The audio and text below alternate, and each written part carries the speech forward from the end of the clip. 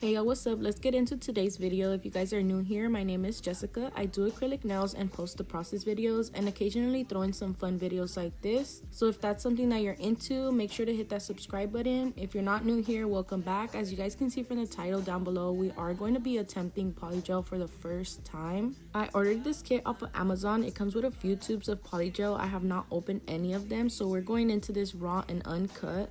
I have no idea if this will even work out, but we're gonna try it together. So anyways, I already did the prep for my pop-off set and I did like a layer of matte top coat. So while I get my tips on, let me tell you guys why I decided to try polygel. The truth is, I've been looking for some fun new ideas to post for you guys here on YouTube, and I've always seen polygel videos and wondered how they make it look so effortless and perfect. So of course I watched multiple videos to get a gist of their techniques and how it's done, and what I've come to learn is that they use their own slip solution that has no smell. And if you guys don't know already, the monomer smell is crazy, so that already is a win for me. It's also said to be as strong as acrylic but lighter and more flexible, which I don't really understand, so let's see what the hype's all about and if my application skills will pay off in any way with polygel.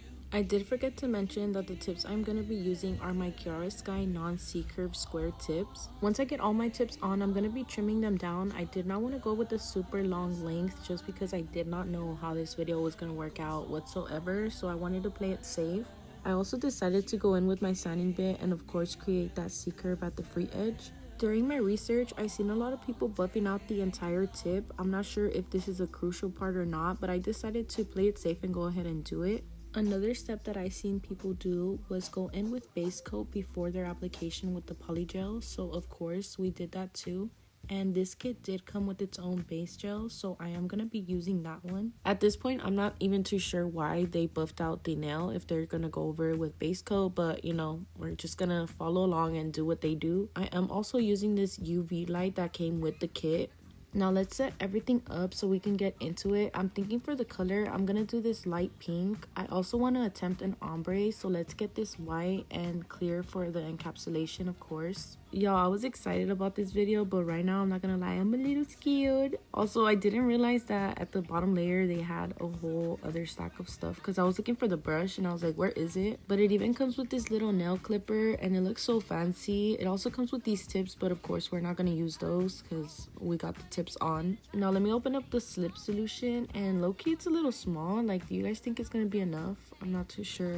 I thought their slip solution was just alcohol, but what would I know, right? I do acrylic, so let's just go with it. Alrighty, let's squeeze this product onto the nail tip. I'm gonna try to work with it like 2-bead method as if it was acrylic. So the first part I'm gonna put it on the tip, and the second bead I'm gonna put it on the cuticle.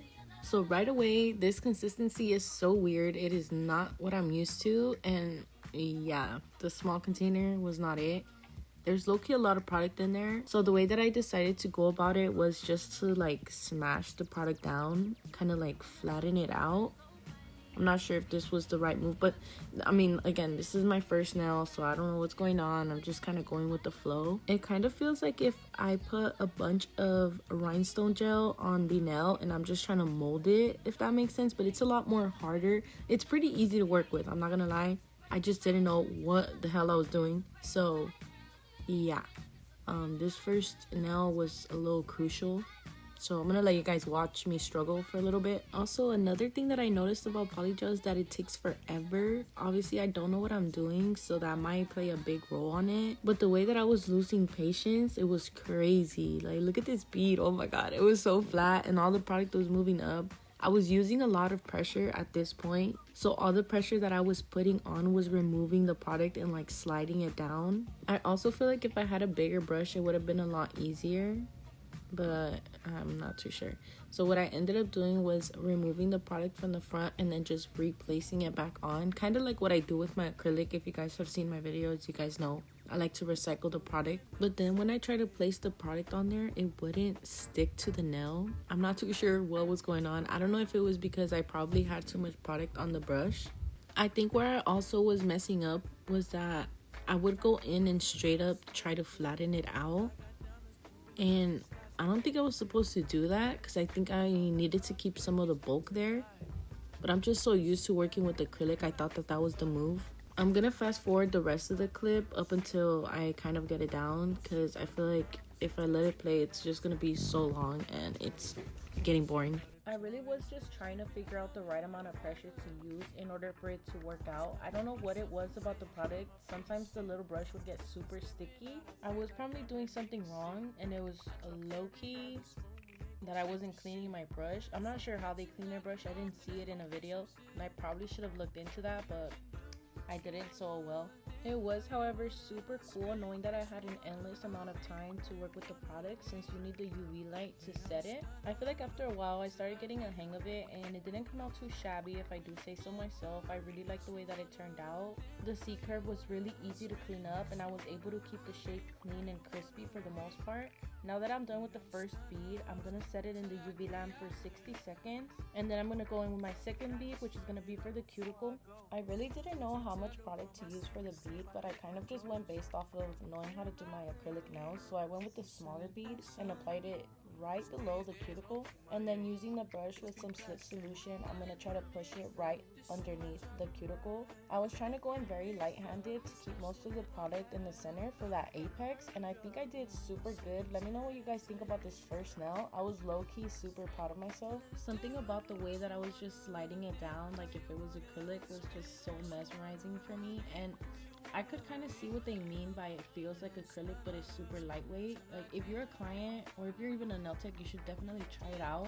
It's hard to put into words, but it's not super heavy. Like, okay, acrylic is not heavy, but this is just like so lightweight. It's actually weird.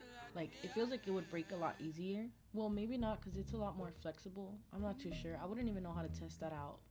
But anyways, we're gonna get into this index finger and we're gonna do an ombre. We're gonna try to do an ombre. So bam, at this point I'm feeling like a pro. I'm feeling like I got this down. Like there's no way I'm gonna F this up. I'm just kind of going in with the same motions as I did with the first nail. Just like trying to tap it into place and then bring it down.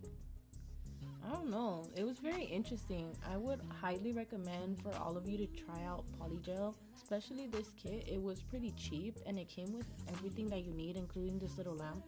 I will say the little lamp started overheating like crazy. Once I was finished with the thumb, I touched the top part of it and it was like super hot. So like, I don't know, I mean, I kept using it, but yeah, that can be good. At this point, everything was going smooth. The amount of pressure that I was using was perfect. I'm not gonna say that the amount of product I used was perfect, because I did waste a lot, but it's okay. I honestly just purchased it for this video. Well, not only that, I have seen it around for so long and I've always wondered how it worked, so I thought this was a perfect opportunity to get some content for you guys and also try something new. I am gonna speed this clip up just a little bit once again, but I did take a lot less time getting this one done, well, at least the base of it, compared to the thumb. The thumb took me like, I'm not kidding, like 7 minutes to just get that shit done, but this one was probably like 2 minutes, maybe one and a half. You know what I was thinking while I was doing this ombre? I was thinking that the white is low-key perfect to use for like a 3D flower or something. I'm gonna have to try that on my own time, because I think it would work out. I usually use my 3D Macart gel and mix it. Well, yeah, because my Macart gel is clear, so I mix it with the white gel polish and then make it white or whatever color I need. With this one, I'm gonna low-key use that. Alright, so now we're gonna move on to the second bead, which is gonna be the pink color. We're gonna use a smaller bead just to make sure that I'm blending it in with the white, and then I'm gonna go in with another one for the cuticle. Yo, I'm not gonna lie, if this was an actual client, her cuticles would have been flooded, because it wasn't until I started filing, matter of fact, I'm lying, it wasn't until I set it in the lamp that I realized I kind of set some product onto my skin. But it's okay, it's only me, and I'm not gonna like offer this service, because I know this shit is not okay, and it's very, very time consuming. Each finger took me a long time and I'm not used to that. If you guys watch my videos, my application process takes me no longer than 10 minutes on a hand. So the fact that I took like 10 minutes on one finger was crazy. All right, now that I was done with that bead, we're gonna go in with our next one, which is gonna be the cuticle one. And I did go in with the small amount of product. I didn't want to overdo it. I didn't want to make the nail super bulky, because when it came to filing, I did not want to do the most. So I'm doing the same exact steps as I did with the last one. So I'm putting it right underneath the cuticle and then pushing it in with my brush. And I will say, I started getting the hang of it at this point, and everything was going a lot easier. Also, by the ring finger, I ended up changing the polygel color because I didn't really like this color. I'm a little like morenita, so with this color it was a little too light pink for me. Wait, let me not get ahead of myself, because I always do this and then I start rambling about some random stuff that has nothing to do with anything. But yeah, once I got this bead down, I was gonna go in with some clear. Well, I wasn't going to, I did. I went in with some clear polygel to just encapsulate everything. Wait, but before each step, I did set it for 60 seconds. So after the first bead, 60 seconds. After this one, 60 seconds. And then the clear, and then set it once again. I've seen people apply the polygel in so many different ways, but like doing it straight out of the tube makes me feel professional, I'm not gonna lie.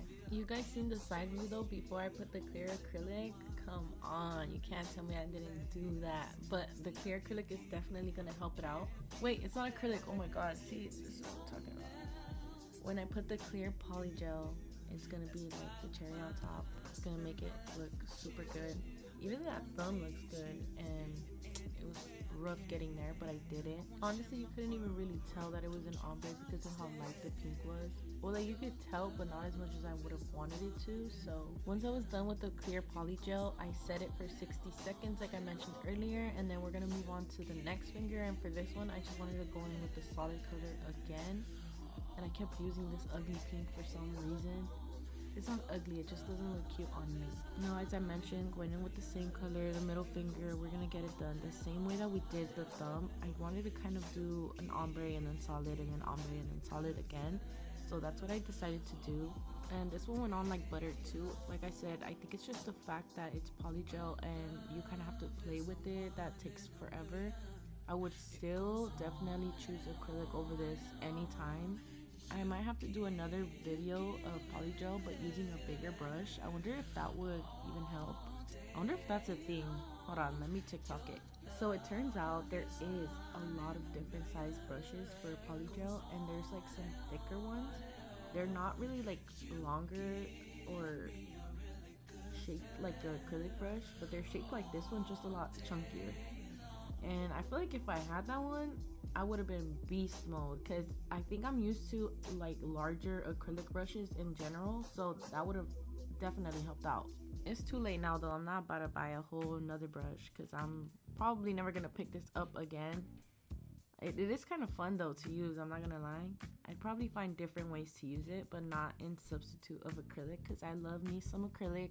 Like, see, even for this cuticle bead, if you guys know, you know, my cuticle beads are the fastest ones that I apply. Like, they get on there and then boom, immediately start swiping it down and it's perfect.